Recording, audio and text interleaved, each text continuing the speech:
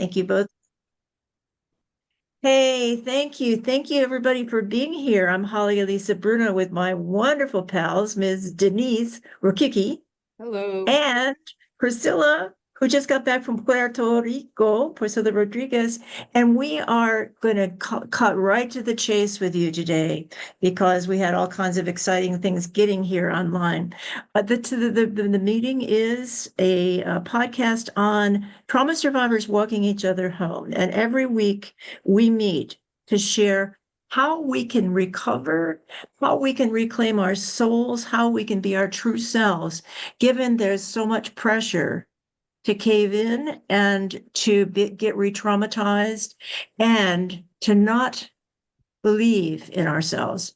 And here's the deal. One of us, Ms. Priscilla, just got back from Puerto Rico and she went to do some work there with families, I believe, and she can tell us more about recovery, about healing, about being more loving and less troubled with each other. And when I got my teeth knocked out was when Priscilla said, both of my parents were there. Both her mama and her papa were there. And I don't know if that was the first time they've been in the same room for a while. But here's the question I'm going to start out with for Priscilla, Denise, me, and everybody that tunes in later. Or now, the question is this: how have you, if at all, been able to heal your family's dysfunction? And some of the literature says we are pressured to want to save our family. We want our families to be happy. We want our families to be cheerful. We want our families to get rid of the dysfunction. And how can we do that? And I know I've tried, and some things have worked and some things haven't. I know Denise has come all the way back from the West Coast to be with her family. And now, Priscilla, can you tell us what did you do? But more importantly, how on earth did you ever get two parents in one room when they've been not together for a while? And what do you think you could help them heal? So, Priscilla, tell us what you do. What did you learn? Thank you. Thank you. It's nice seeing both of you guys. So, yes, I just came from Puerto Rico. I've been extremely busy. So, while I was in Puerto Rico, actually, I was the keynote speakers to first responders on how to work with neurodiverse and people with neurodiversity and understanding in the moment of crisis. And like you said, Holly, in thinking about can we heal and how can we heal our family, and having both of my parents there was, I believe, the badge of honor, I guess. I don't know, it was amazing. It was actually the first time my father participate in one of my events, and let me tell you, it was a 2 hour event and he was there for maybe 15 to 30 minutes. um and I took it, right? And Mhm. when you're thinking about healing families and how does that happen, for me, that was like, this is how it happens. Part of what have in having one of the things you say is the pressure we have to heal our family. I believe that with the specialties that I have studies and the things that I have and the people where I evolve and come across, there's some surge of pressure that comes that we may feel in certain times that we have to heal. And what I did is I took that pressure off of me because I cannot, How did you do that, sweetie? How did you talk yourself out of feeling I got to do this? I needed to know that I cannot heal while I was broken. I can't heal other people while I'm broken. And I am a healer I'm healing in process. Like I'm in recovery. I'm a trauma survival. I'm in recovery mode, right? Yes. And part of that, it's having to tell people or creating very strict boundaries and limits, and Mhm. also being aware. So I needed to accept one that will happen to me. It was not my fault. And that I am not broken by choice, but Mhm. I do have the choice to make it better. And Mm-hmm. in order for me to make it better, I needed to model it. And I needed to show them what that looks like. Because if we allow pressure, then we're continuing to allow the baton of someone's expectations to rule our life. Mm-hmm. It was And amazing. and Mhm. yet it's really hard. I hear what you're saying, and yet it's so hard when we have been a person in our families who's been charged with being different. Denise was different in her family. I'm different in mine. People listening are different in their families because, like you said, Priscilla, there's a consciousness of knowing things could be better. And when we're the only one that knows that, has, in your case, studied it, has learned, well, Denise and I have like really learned all weekend too. And the question is, how can we let go? You said you decided to, but did you feel when you looked at your parents in the audience, that must have been an amazing moment. You looked at your parents, what were you saying inside to yourself about, I can't heal anybody but myself, and they're looking at you with expectations. How did you deal with inside yourself at that moment? So I took off the expectation from my parents and I continue being who I was, knowing that I am the expert in this place. People are counting on me, and Mm-hmm. and one of the things that was very rewarding is Jabucoa, where my family is from, is a very is like a country space city in Puerto Rico in the south in the south of Puerto Rico, and not a lot of people have opportunity to go to schools or like educated. So Mm-hmm. I felt very humble, and I felt with some sort of responsibility that Yes. I have come across so many, more than a decade of in my process of studying, and I needed them to learn that in order, in my focus and my emphasis was like, while our systems are lacking of resources, how do we unite and support and create our own village? I slightly shared um a little bit of my story, and I was like, I have I did not went into details because I wanted to be very respectful, and I wanted them to appreciate the person who was there. And as well, I wanted people to understand that I'm not coming as an expert. I have a responsibility as a sister with neurodiverse sisters, as a Mm-hmm. daughter, and as a woman who has gone through systematic challenges in advocating for my sisters. So I guess it was very in a very enlightening moment in feeling like I had the responsibility to give back of what I have gained. Mm-hmm. And that's a healing responsibility. And what I hear you saying is, yeah, I have a lot of expertise, but that's not what I'm here to do. What I'm here to is to invite people to come together, invite people to be open to the possibility of seeing neurodiverse people in a different way. And how did you do that, sweetie? What worked? I guess so.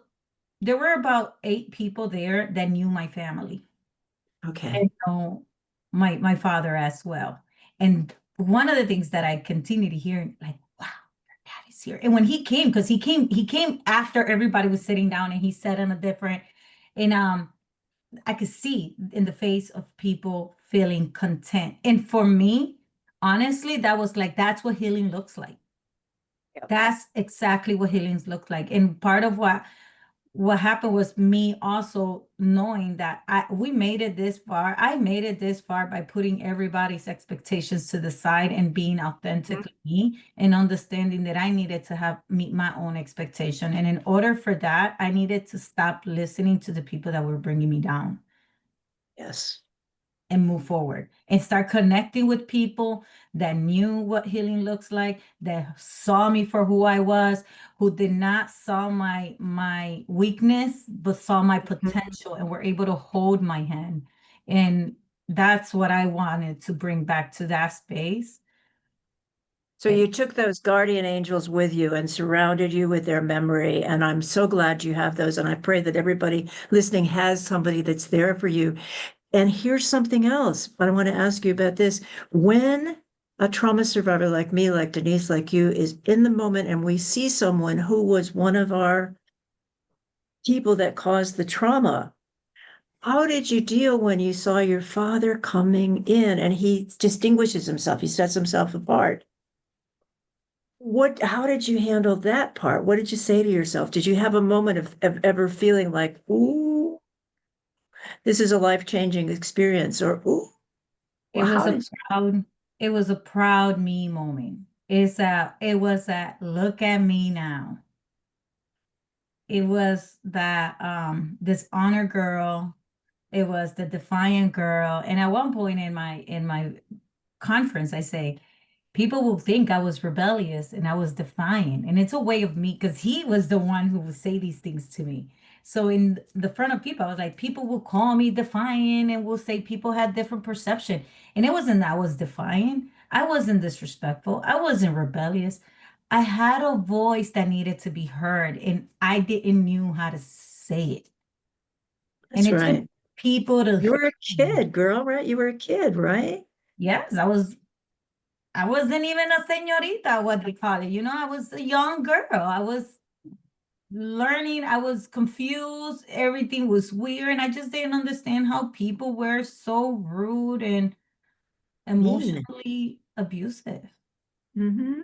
So what on earth did you do to help these people feel open and accepting with you? Because a lot of times when I go into places, like with my family, for example, where people are not educated, there's like, they don't feel safe. They feel like, oh my God, somebody who's coming in with all this education gonna be smarter than me. How did you set them at ease with you?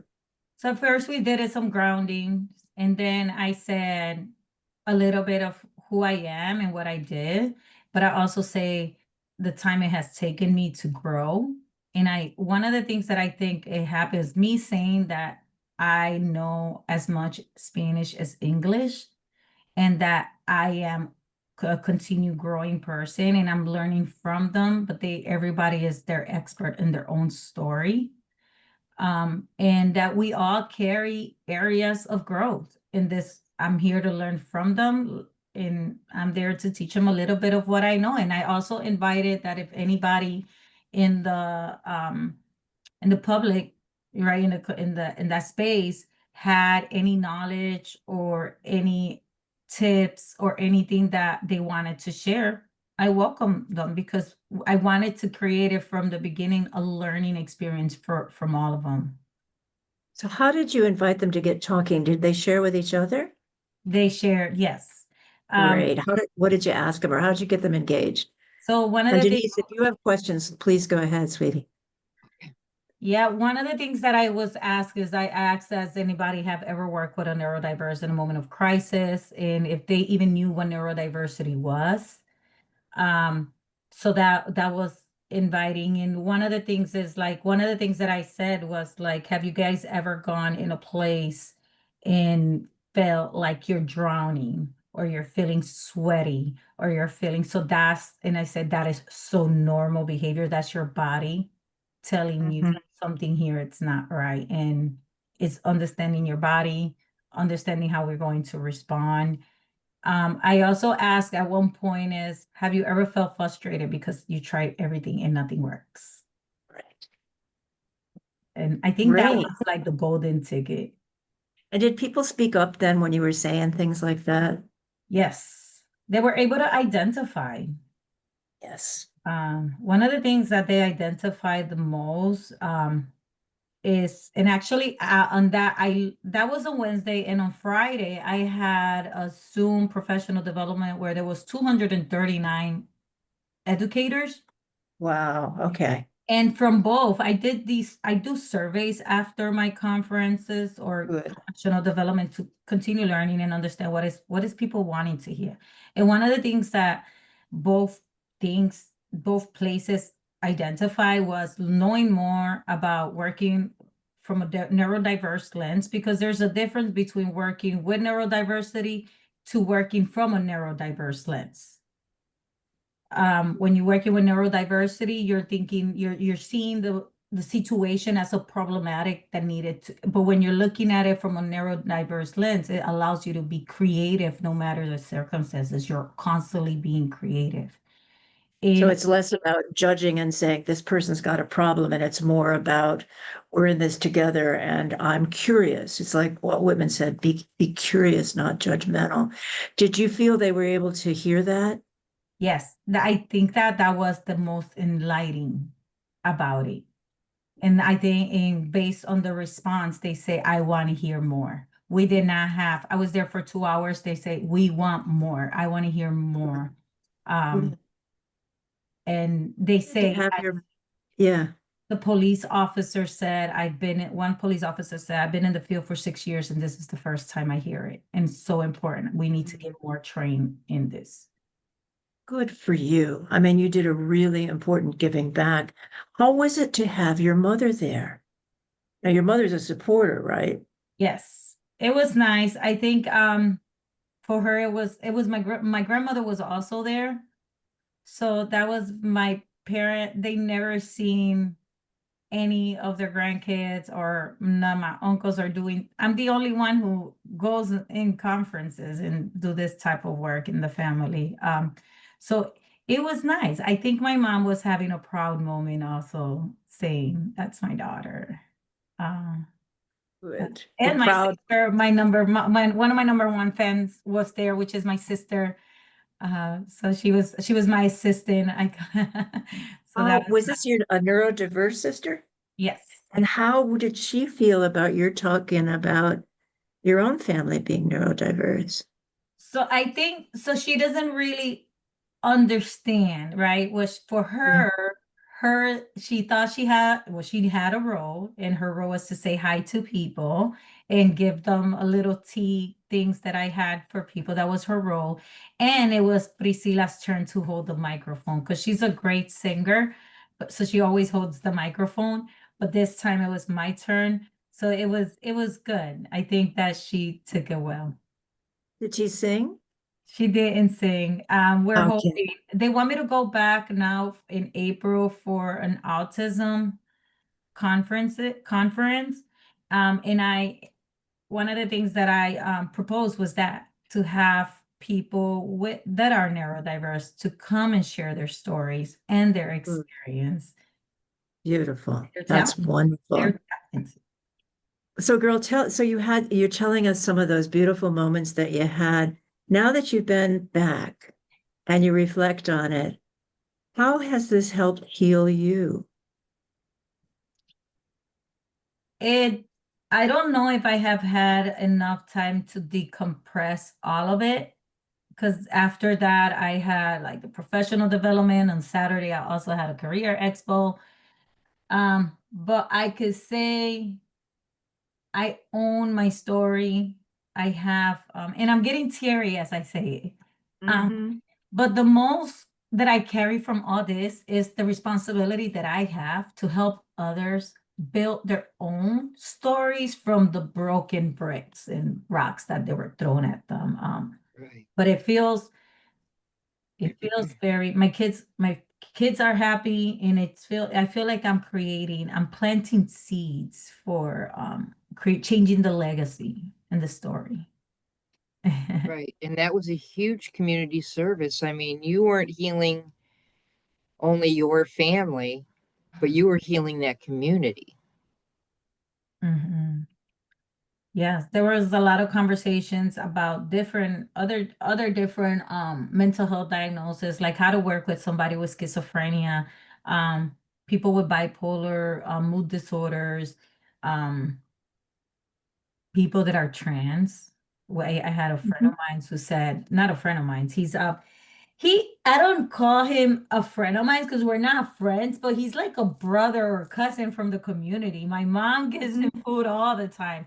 And one of the things that he said is that they think that being trans is personality disorder, and that they have these mental health with dysphoria and all this stuff. And honestly, it was good to share in this Mm-hmm. space people that are trans don't have borderline personality. It actually does not exist no more in the DSM. And my father was there, and I know that people that may not align with my same ideas were there, but it felt good to give them a little bit of education about that. And I said, part of the mental health challenges that most people that are trans, gay, or LGBTQ in that community, it's because they don't feel accepted and they have this stigma, and they're working with all these build on that we created for them.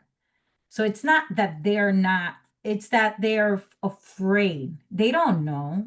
So so it's not who they are. They know exactly who they are. They know exactly what they want.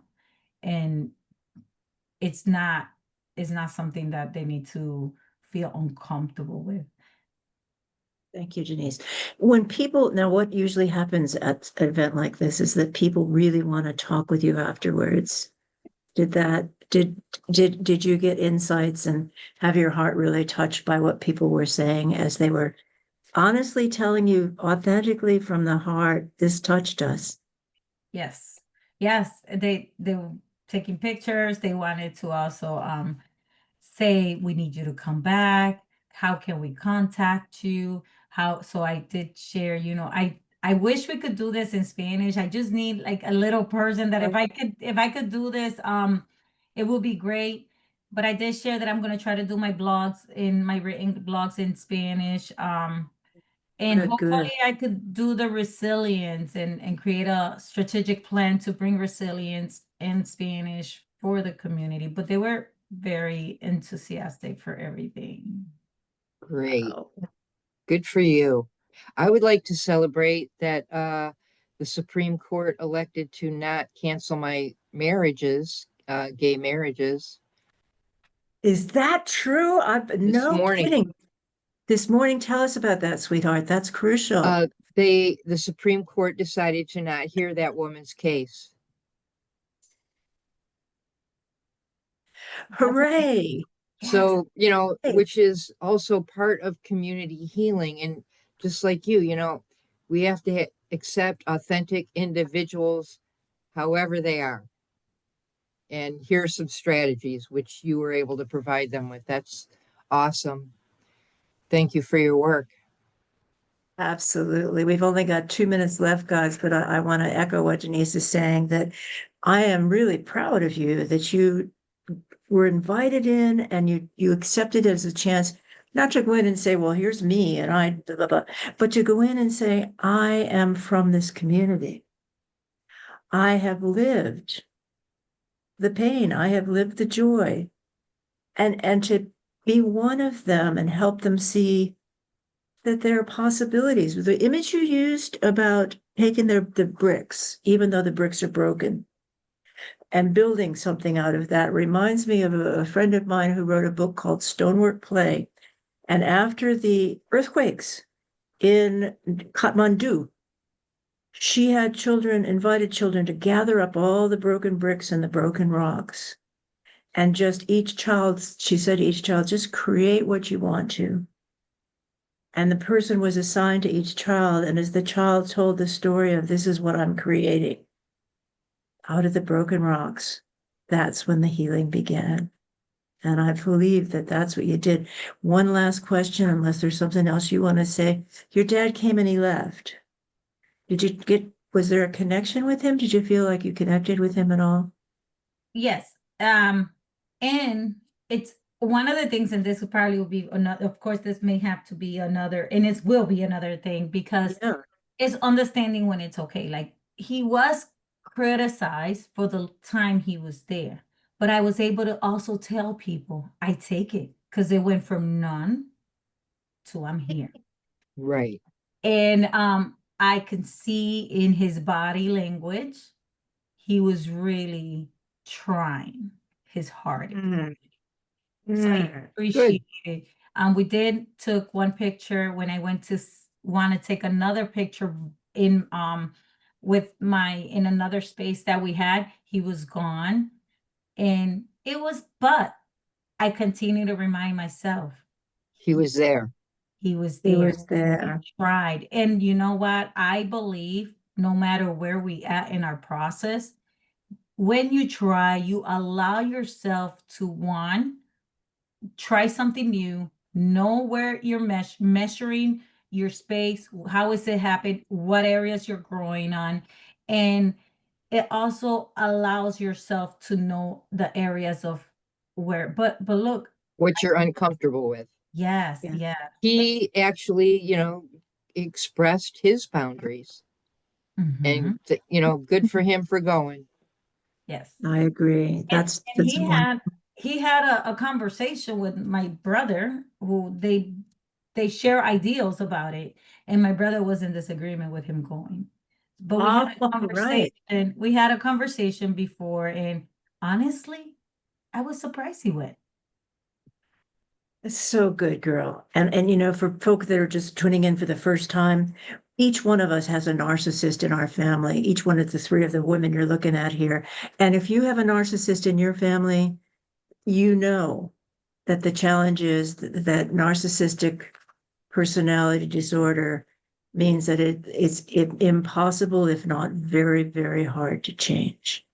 And Right. so the fact that Priscilla, you went in, you invited him, he showed up, even if he sat in a different area, boundary, as Denise said, even if he left early, boundary. But I just want to thank you both for being here on this pouring rain day in Massachusetts. But this is a real example of you taking your strengths and your gifts and giving back, and your community can feel your heart and they can feel hope. And Denise, is there anything you want to say as we close out? And then Priscilla, you too. I'll see you next week. Okay. No, Priscilla, anything to say? I just want to say thank you. I also want to say that for the first time, I did not feel anxious at seeing my father. I did Good. not feel anxious. I did not sweat. It felt super. I feel like, wow, it felt like a wow aha moment.